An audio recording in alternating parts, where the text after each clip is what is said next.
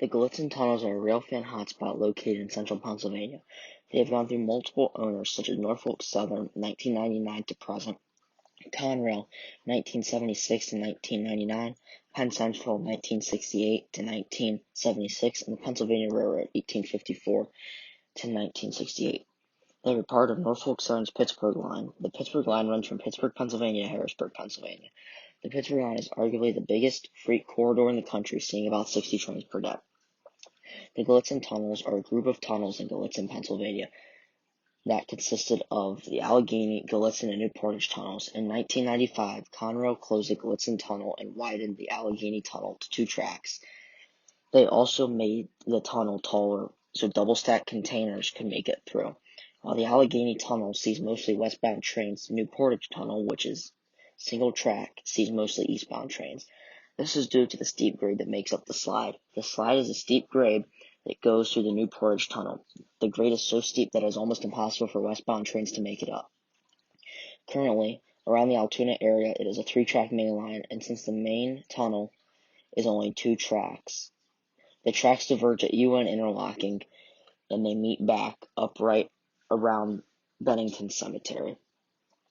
The tunnels were all made in separate years. The Allegheny Tunnel was built from 1851 to 1854. The New Portage Tunnel was built from 1852 to 1855, and finally the Gallitzin Tunnel was built from 1902 to 1904. Shortly after its completion, the New Portage Tunnel was closed temporarily. Then sometime in the 1890s, it was widened to 2 tracks to be able to handle all of the eastbound train traffic. In terms of length, the Allegheny Tunnel is the longest at 3,605 feet, then followed by the New Portage Tunnel with a length of 1,620 feet. For each tunnel, it costs the railroad $125 for each linear foot. For the railroad to build the Allegheny Tunnel, it cost them $450,625, which was a huge sum of money back in the 1850s. Then the New Portage Tunnel cost quite a bit less, with only $202,500. Even though the Gallitzin Tunnel is now closed, when it was built, it cost the railroad $270,875.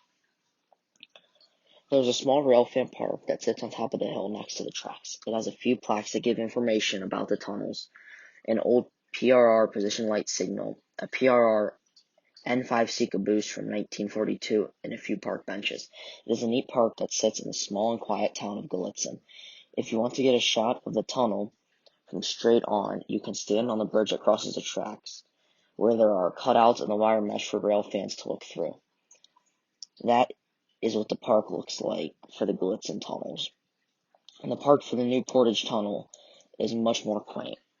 There is a bridge that you can stand on and a few park benches. That is pretty much it. Now that I've gone through the history of the tunnels, I will leave you with a clip of a train coming out of the Gallitzin tunnels. Thank you for watching.